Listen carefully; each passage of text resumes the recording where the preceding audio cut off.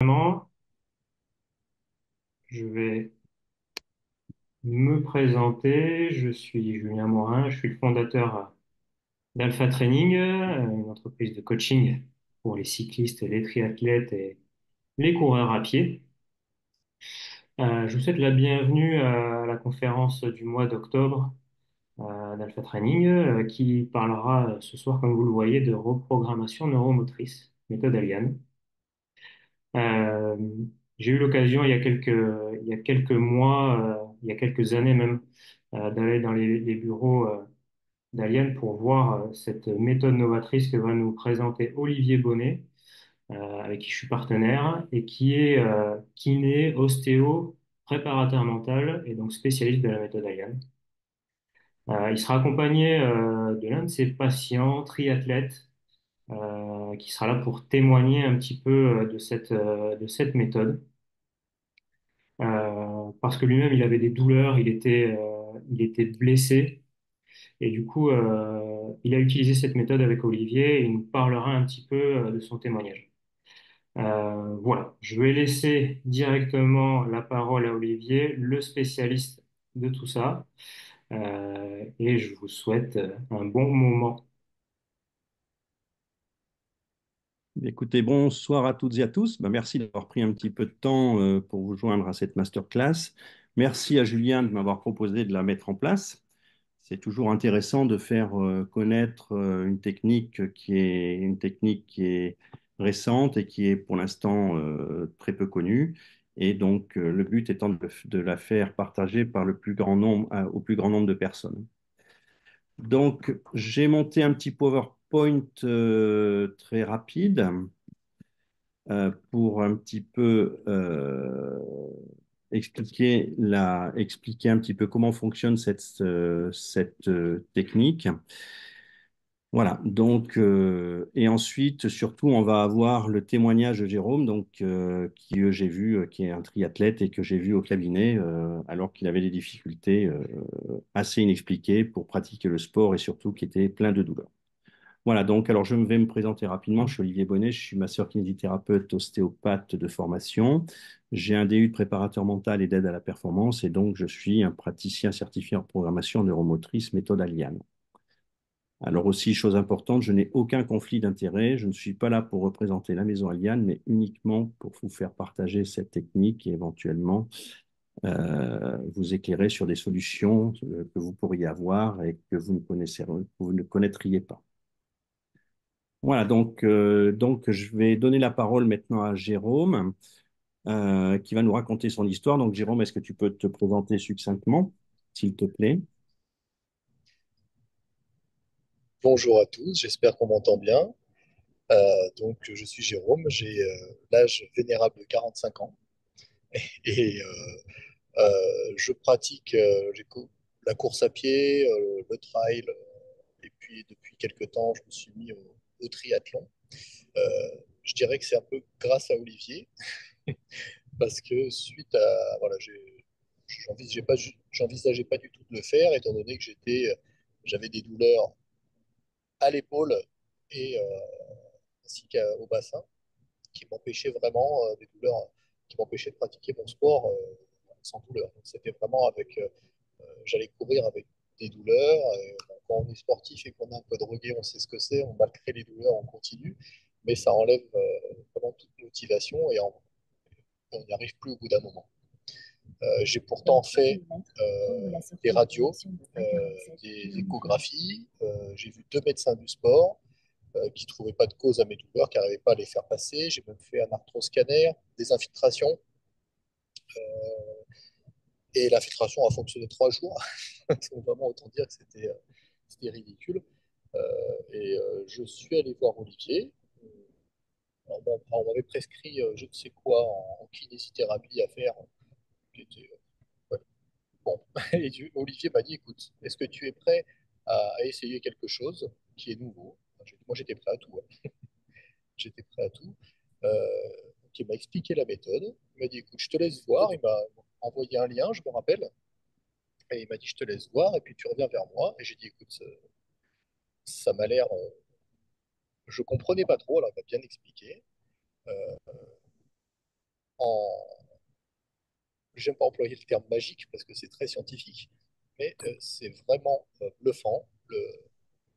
Moi, je me rappelle, enfin, je vais spoiler un peu la fin, mais tout le monde s'y attend. Euh, je me lève le matin, j'étais allongé sur mon lit pour enfiler mes chaussettes, je n'arrivais pas à me plier en deux. Je me lève de la première séance, je dis vas-y, maintenant, voilà, on a terminé notre séance. Euh, je me lève, j'enfile mes chaussettes debout en pliant les jambes. Voilà, comme si je n'avais jamais eu de douleur. Il y a quelqu'un là? Pourquoi la porte était fermée en bas? C'est Patricia qui l'a fermé.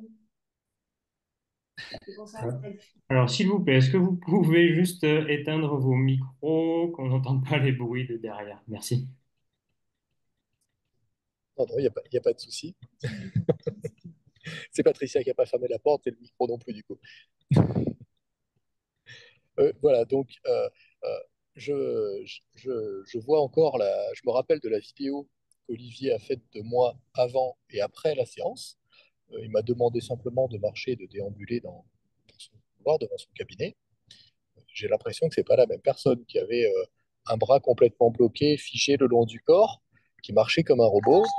Et après, j'étais complètement souple et vraiment avec une démarche beaucoup plus normale.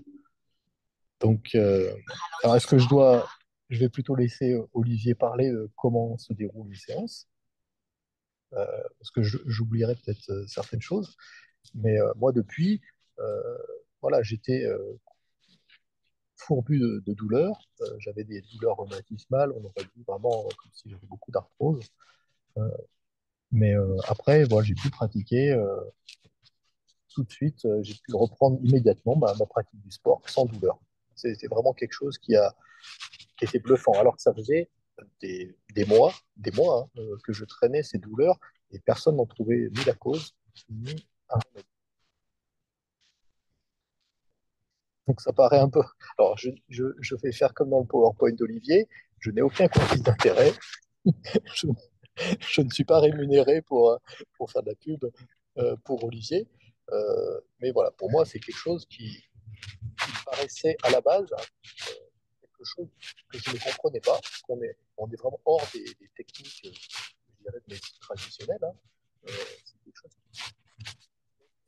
certains peut-être seraient avoir peur ou être rebutés par cette idée qui semblerait un petit peu ouais, hors des sentiers battus.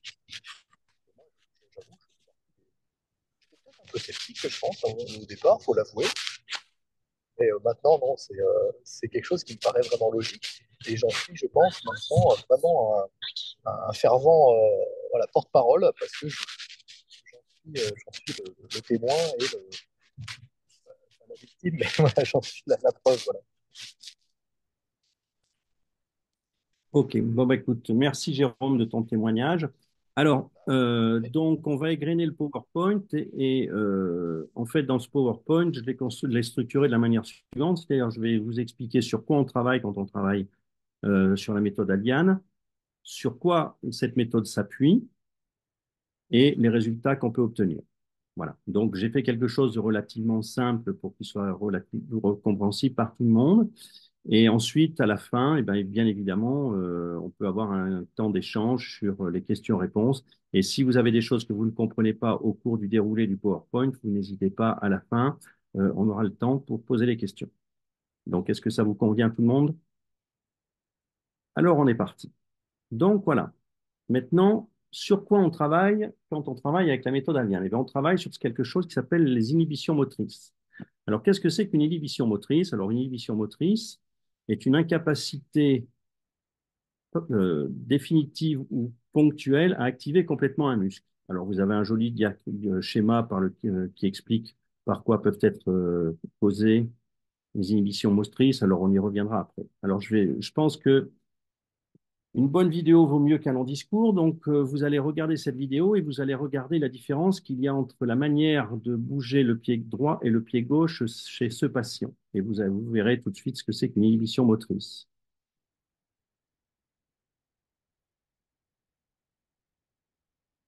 Voilà pour le pied droit.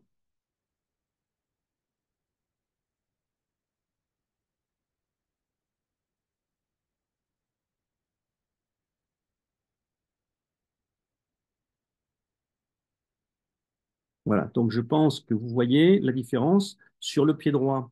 Je demande à ce patient de relever le pied vers l'extérieur, le mouvement est fluide, le mouvement est fort, il est réactif, alors que du côté gauche, on dirait que ce mouvement, il y a une roue crantée, il lève d'abord les orteils, il amène le membre inférieur en rotation externe, etc. Donc effectivement, bah, ce monsieur a une inhibition motrice au niveau les muscles releveurs du pied qui s'appellent les muscles fibulaires. Donc, voilà ce que c'est qu'une inhibition motrice. Donc, des inhibitions motrices, vous pouvez en trouver sur tous les muscles du corps. Cette reprogrammation, elle va servir à recréer et à retrouver un schéma moteur normal, soit de modifier un schéma moteur perturbé. Donc ça, c'est important parce qu'avec la méthode Aliane aussi, on peut ensuite travailler sur différentes choses autres euh, que des problèmes musculaires, mais on en reparlera plus tard. Donc, je vais vous passer une petite vidéo qui va expliquer, donc qui est faite par la société Aliane pour le coup, qui va vous expliquer comment ça se passe lors d'un problème d'inhibition motrice.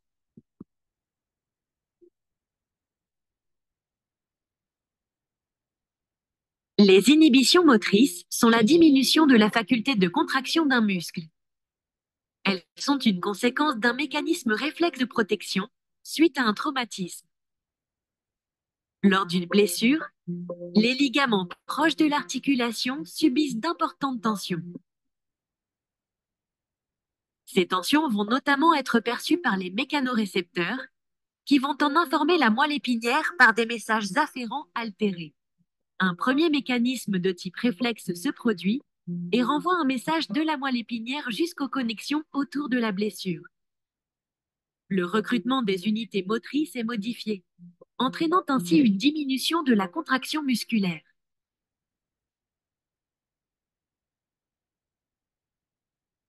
D'autres mécanismes impliquant l'envoi de messages altérés de la moelle épinière au cerveau vont contribuer à l'inhibition musculaire.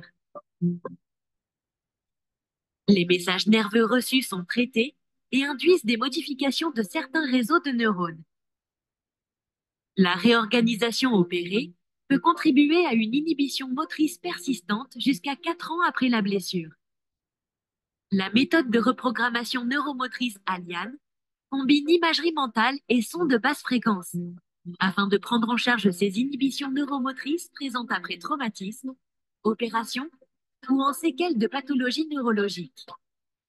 L'objectif est de modifier les informations délivrées pour recruter les fibres inhibées et optimiser le mouvement après consolidation de la blessure. Aliane est une méthode complémentaire à la rééducation, permettant aux patients de retrouver rapidement leur motricité et d'optimiser leur prise en charge. Voilà donc cette petite vidéo qui explique un petit peu comment ça se passe au niveau de quand on est l'inhibition motrice et ensuite comment on la travaille avec la technique. Voilà. Voilà. Donc maintenant, on va passer vraiment à l'explication de comment ça se passe, qu'est-ce qui rentre en ligne de compte pour faire cette reprogrammation neuromotrice. Donc on a trois choses qui rentrent en ligne de compte, l'imagerie motrice, la proprioception et les sons basse fréquence. Alors, cette imagerie motrice, alors ça, souvent, chez les sportifs, c'est quelque chose d'assez bien répertorié, d'assez bien connu, puisque on peut s'apercevoir que plein de sportifs maintenant font de l'imagerie motrice ou de la visualisation, comme vous voulez. Voilà. Hein, quand, par exemple, vous voyez un skieur, avant de faire sa course, quand il est vers son pot de départ, il est en train de visualiser son slalom, vous le voyez, il fait des mouvements comme s'il était déjà à la compétition. Donc ça, c'est de l'imagerie motrice. Donc cette imagerie motrice, elle a été développée en France par Monsieur Émeric Guillot, voilà, qui travaille au laboratoire de motricité de Lyon et donc qui est vraiment un des pontes de l'imagerie motrice dans le monde. L'imagerie motrice, ça fonctionne de quelle manière? Donc, le cerveau, quand vous êtes en train de faire un mouvement, c'est-à-dire, par exemple, serrer vos doigts de la main droite. Donc, quand vous serrez les doigts de la main droite, au niveau du cerveau, il y a des aires motrices qui sont recrutées. Quand vous fermez les yeux et que vous imaginez que vous serrez les doigts de la main droite, au niveau du cerveau, il y a des aires qui se mettent en route et qui sont quasiment les mêmes que les aires motrices que vous utilisez quand vous faites vraiment le mouvement.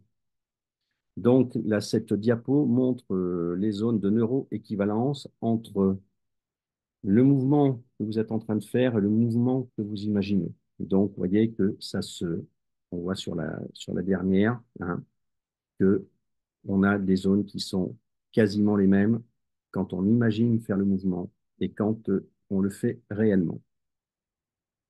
Donc, cette imagerie motrice, euh, suivant à quoi elle sert, on la travaille suivant des modalités différentes. Parce qu'on peut s'en servir en rééducation, donc on peut s'en servir avec la méthode Aliane, mais aussi on peut s'en servir en pratique sportive pour se mettre en confiance, pour améliorer son geste technique, voilà. Dans plein de situations, cette imagerie motrice qui est très bien décrite, et vous pouvez trouver plein de littérature et plein d'articles sur cette imagerie motrice sur Internet. Cette imagerie motrice est de plus en plus étudiée et elle prouve ses effets par des études validées scientifiquement. Donc vraiment, c'est vraiment l'imagerie motrice, la base de la technique. Ensuite, ça utilise la proprioception. La proprioception, voilà, qui peut aussi s'appeler kinesthésie.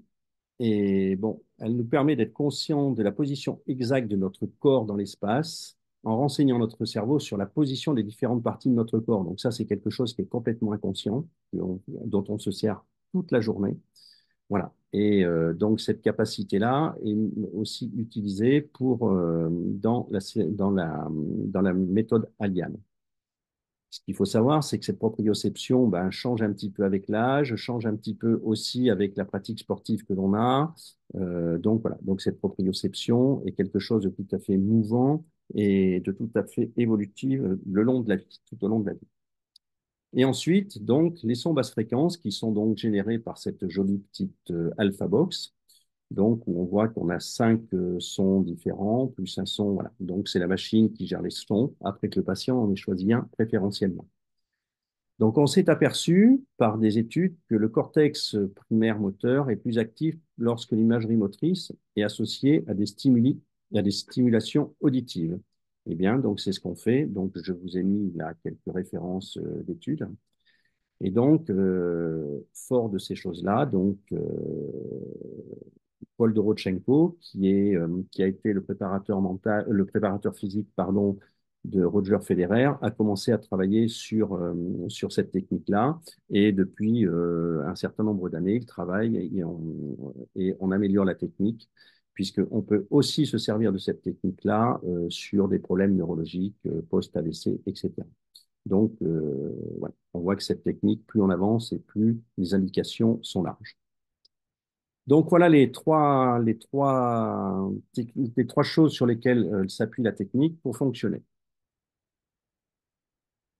Donc comment se passe une séance? Eh bien écoutez, donc voilà, on fait des petits tests pour trouver une inhibition motrice, par exemple sur un quadriceps, sur une extension de genou.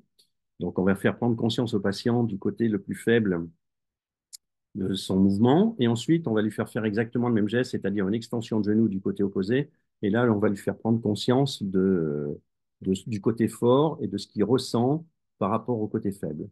Donc, ensuite on le fait imaginer en train de faire ce mouvement sur on le, pardon, excusez-moi. On fait imaginer au patient qu'il fait avec son côté faible le geste qu'il fait du côté fort, et on vient ancrer avec les sons basse fréquence. Voilà. Donc, je n'ai pas décrit plus avant la technique parce que c'est quelque chose d'un petit peu long et on aurait perdu du temps par rapport à ça. Voilà. Mais c'est quelque chose qui est relativement simple à faire. Donc, si Jérôme, toi, tu veux donner ton avis sur effectivement sur la difficulté ou ce que tu as ressenti pendant la séance, ça peut être assez intéressant voilà, de nous faire partager ça. Oui, oui, je voulais pas spoiler, j'en ai pas parlé au départ, euh, mais c'est vrai que c'est quelque chose de très très simple. Euh, on a- on est- on n'est pas sur de la manipulation, on est juste sur le ressenti. Moi, je me rappelle, alors tu vas me dire si je me trompe, si ma mémoire est défaillante, on avait mesuré sur mon, bah, ma jambe forte qui était douloureuse avec un dynamomètre, la force exercée par ma jambe droite, qui était ma jambe la plus puissante. Et après, la jambe gauche, qui est censée être la plus faible, je crois on avait, je ne saurais pas dire les newton-mètres d'écart, mais j'étais moitié moins fort de ma jambe droite que de la jambe gauche, ce qui était absolument pas normal. Ensuite, donc j'ai choisi mon son parmi les différents choix. Euh, et puis tu me disais ce que je ressentais d'un côté, et quand j'étais prêt, tu m'envoyais un son, et puis ensuite je visualisais. Enfin, pour moi, c'était un peu comme un copier-coller de mon ressenti à gauche, qui allait très bien, sur la jambe droite. Voilà, c'était un petit peu cette impression que j'avais.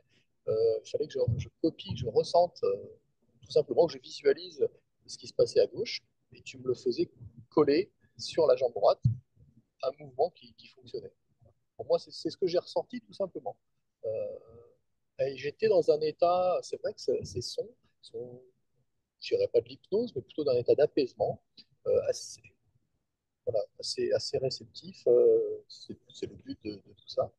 Et c'est vraiment quelque chose, c'est sans douleur, c'est sans manipulation, c'est vraiment quelque chose voilà, qui est assez bluffant.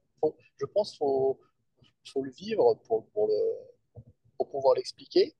Euh, Ça paraît comme je dis, un petit peu magique, parce que c'est quelque chose qu'on a du mal à concevoir, alors que scientifiquement, ben, oui, on est des messages nerveux, et si on se rend compte de ça, je trouve que, oui, en effet, ça paraît logique. Je sais pas si Bon, je te si c'est remercie, Jérôme. Moi, j'aime bien cette notion de copier-coller. ouais, c'est ça. Voilà. Et c'est quand même, oui, globalement, c'est ça. J'aime bien cette notion et voilà, c'est toujours intéressant d'avoir le ressenti de la personne qui a bénéficié d'une séance comme ça. Hein. Donc, merci, Jérôme, voilà, Avec de ton plaisir, avec plaisir. Je témoignage. reste là pour les questions, hein. Voilà. Donc cette technique de reprogrammation neuromotrice, eh ben, c'est une approche tout à fait thérapeutique et tout à fait récente et innovante, alors qui nécessite effectivement d'avoir des patients qui ont une bonne capacité de concentration et de visualisation. Alors tout en sachant que la visualisation, ça se travaille. Ce qui peut se passer, nous par exemple, au cabinet, c'est qu'on fait toujours une séance préliminaire pour voir où en est le patient par rapport à cette imagerie motrice ou cette visualisation. Et entre la séance préliminaire et la séance où on fait vraiment la reprogrammation, on lui donne des exercices à faire. Parce que l'imagerie motrice, c'est comme l'exercice physique, ça se travaille. Et si vous en faites tous les jours, eh ben, vous serez de plus en plus imageur avec de plus en plus de détails et dans la sensation, dans le côté visuel, dans le côté auditif, etc. Donc ça, c'est important. Et puis effectivement, donc on voit qu'on peut commencer avec des patients qui ont 7 à 8 ans. Les enfants ont une très très forte capacité d'imagerie.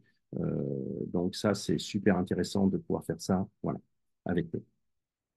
Alors on a des limites, hein, bien sûr, les limites cognitives, hein, c'est-à-dire qu'il faut que les patients puissent comprendre ce qu'on leur demande.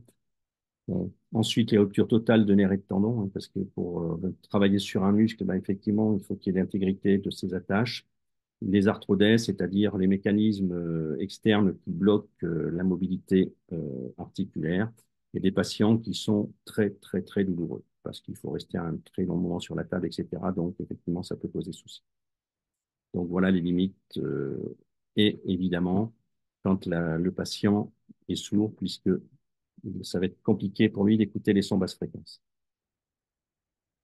Alors, donc, effectivement, nous avons fait 2 séances en post-opératoire, une au mi-octobre et avec derrière rééducation intensive, plus une deuxième séance mi-novembre où là, c'était avant ton départ au Cap-Breton. Oui, donc, tu es resté combien de temps à Cap-Breton? J'ai fait 3 semaines là-bas. D'accord. Donc là, sur ces 2 premières séances-là, nous avons vraiment travaillé effectivement sur la reprise des sensations au niveau de la stabilité, de la proprioception de la chimie.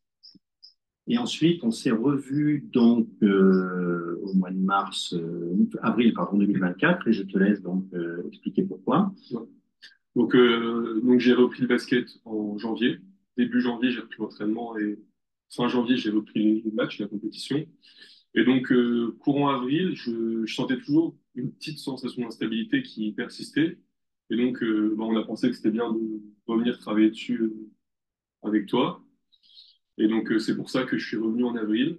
Et suite à ça, on a refait 2 séances à Lyon. Voilà. Et donc, quelle différence, toi, tu as vu justement après ces 2 dernières séances?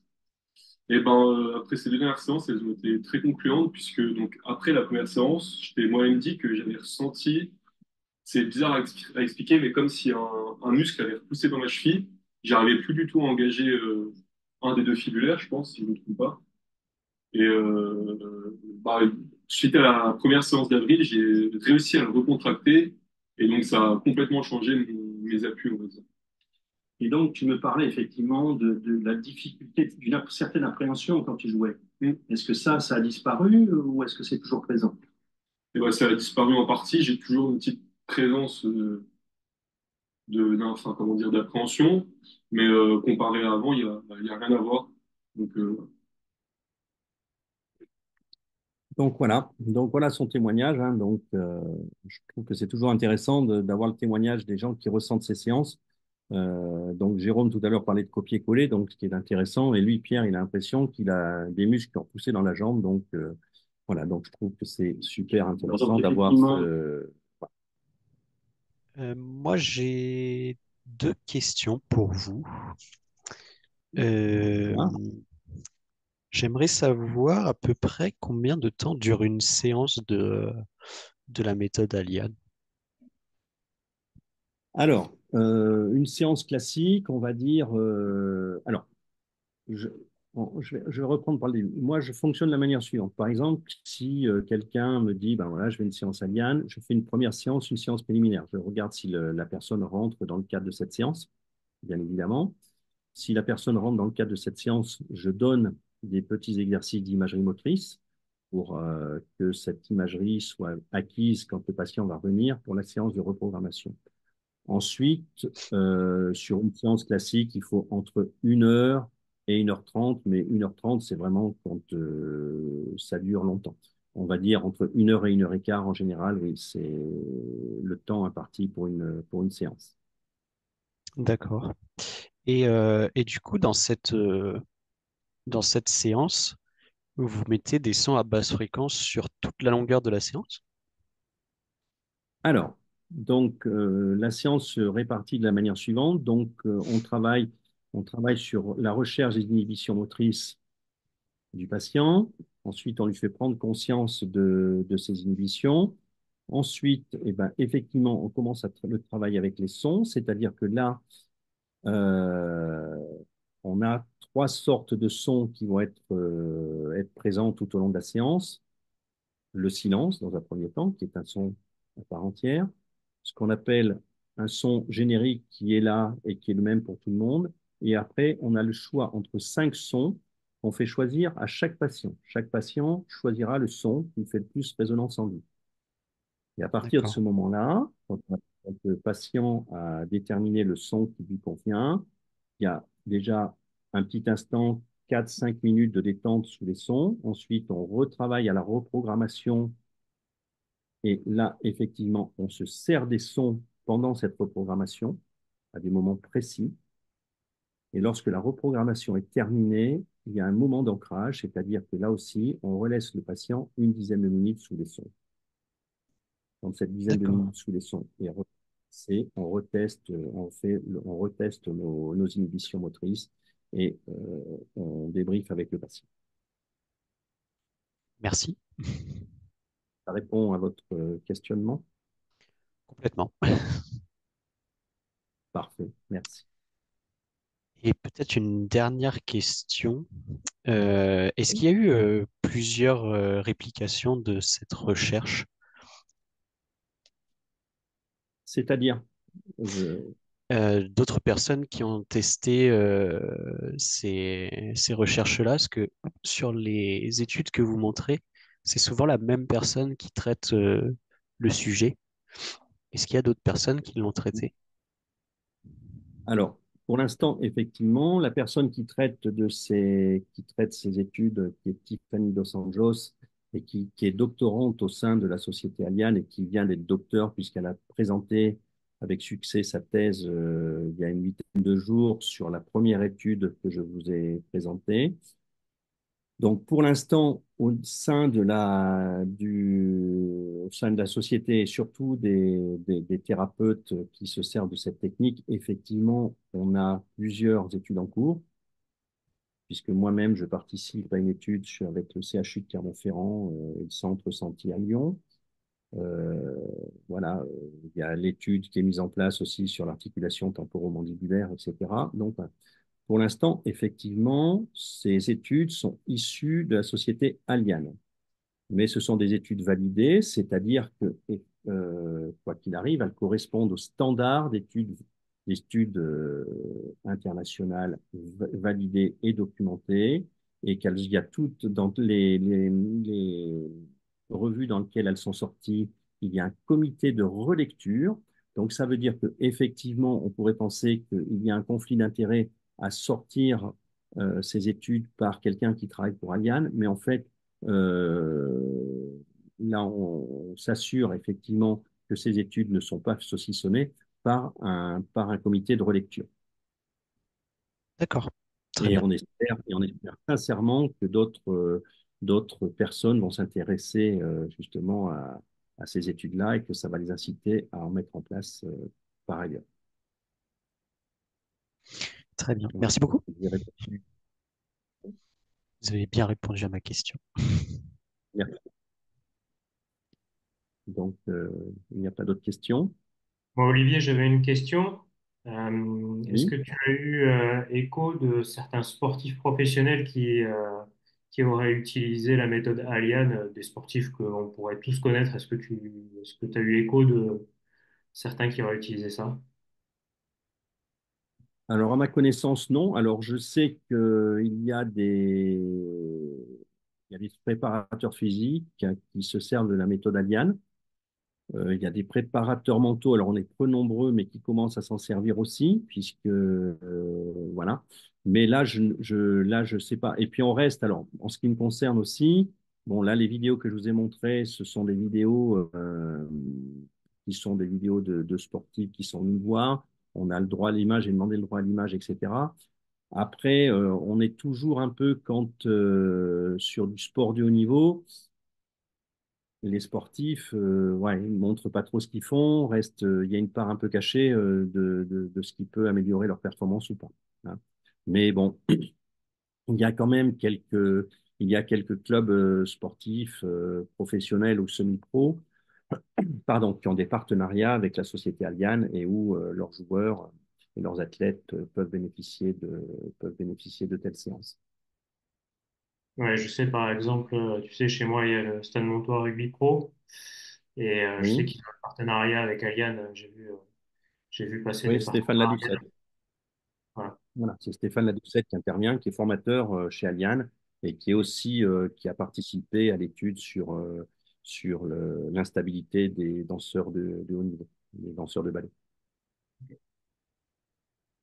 Donc, je sais qu'à un moment, il y avait Pau Orthez, il y avait le Loup Rugby, Pau Orthez en basket, le Loup Rugby. Voilà.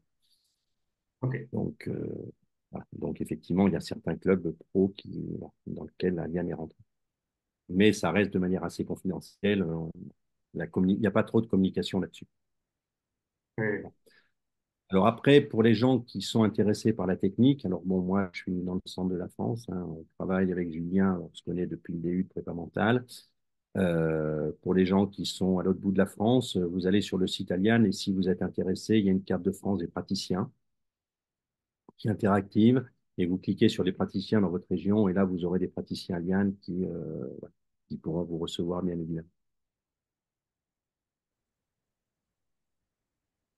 Moi, j'ai une petite question, mais c'est même pas forcément par rapport à la méthode Aliane. c'est plus sur l'entraînement à l'imagerie mentale. Est-ce que vous fonctionnez avec quelque chose de validé? Est-ce que c'est des exercices que vous avez construits vous? Enfin, voilà, comment vous amenez cet entraînement à l'imagerie mentale? Alors, déjà, donc, il y a donc un questionnaire qui est validé, le MIQ3, est validé scientifiquement, où des gens déterminent un petit peu quelles sont les voies d'entrée dans l'imagerie, hein, c'est-à-dire si la personne est visuelle, auditive, kinesthésique, etc. Et en fonction de ça, nous, ce qui nous intéresse le plus euh, euh, dans la méthode Aliane, c'est d'avoir du visuel externe, visuel interne ou associé, dissocié, et du kinesthésique. Donc, c'est vraiment là-dessus qu'on va plus travailler. Hein. Vraiment, on va axer sur ces trois portes d'entrée de l'imagerie motrice. Mais effectivement, au départ, pour déterminer quels sont les canaux préférentiels du patient et pour savoir lesquels il faut travailler le plus, donc on s'appuie sur le MIQ3, donc qui est validé. Et ensuite, comme on est dans la kinesthésie et comme on est dans la reprogrammation et que souvent il y a souvent des problèmes au niveau de la marche, etc. Moi, je donne des exercices par exemple, de se voir en train de se promener sur un chemin, dans une forêt ou de se voir en train de courir dans un endroit qu'on aime bien, etc. Moi, c'est toujours j'aime bien redonner des exercices en fonction de ce qu'il va y avoir à travailler derrière. Voilà. D'accord. Mais il n'y a Est-ce pas que ça de, répond?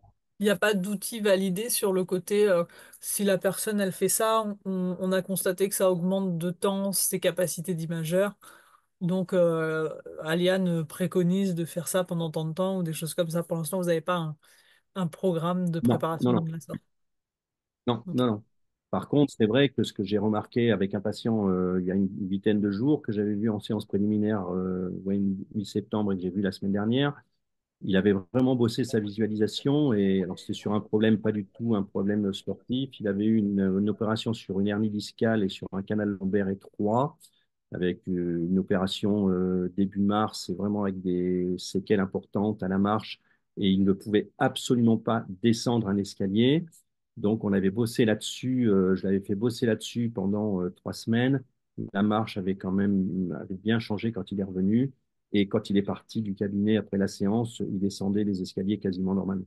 Donc en fait, moi j'adapte sur la séance préliminaire l'imagerie à ce que je vais travailler derrière. D'accord. Et ça t'arrive d'avoir des personnes qui, je sais plus, je retrouve plus le terme exact, qui n'arrivent pas à imager.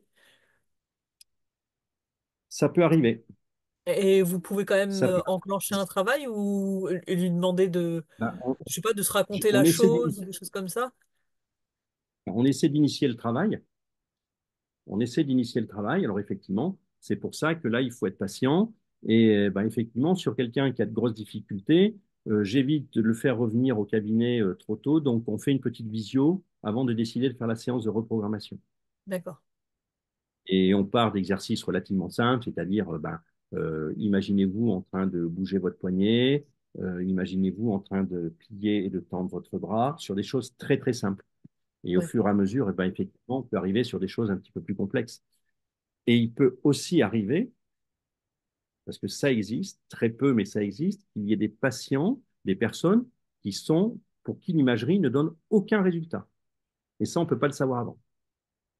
Mais D'accord. ça peut arriver dans très peu de cas, mais c'est décrit. Ok. Merci pour tes réponses. Ok. Bon, bah, écoute, Julien, je vais te laisser le mot de la fin, hein. Bon, bah, écoutez, merci beaucoup en tout cas, Olivier et Jérôme, pour cette intervention, pour constructive. Merci Jérôme pour ton témoignage. Toujours intéressant, surtout sur des sujets comme ça, un petit peu novateurs. Avec grand plaisir. C'est vraiment un plaisir parce que je suis vraiment heureux de partager mon expérience. Elle a été positive, donc j'espère que beaucoup de gens n'hésiteront pas à franchir le pas et d'aller essayer cette méthode. Vraiment, il y a tout à y gagner. Vraiment, il n'y a vraiment aucun frein à avoir. Quand on est dans la douleur, je crois qu'on est prêt à tout. Et là, c'est aucun risque à prendre. C'est mon opinion. J'encourage tout le monde qui sont un peu déçus qui n'ont pas trouvé de solution par les techniques classiques médicales, et qui avouent parfois leurs limites, euh, là, à essayer cette méthode qui est totalement indolore, totalement, c'est pas invasif, c'est quelque chose que je recommande vraiment. Très bien. Merci beaucoup. Merci à tous d'avoir participé. Merci Olivier pour le travail que tu as fourni pour pouvoir nous présenter tout ça. Je vous remercie. Merci de votre attention. J'espère que bon, tout ça aura été clair pour vous. Je reste à votre disposition. Si vous avez des renseignements à demander, je dis bien à mon mail. Donc, voilà, n'hésitez pas, ou mon téléphone, à me contacter. Très bien. Eh bien, écoutez, merci.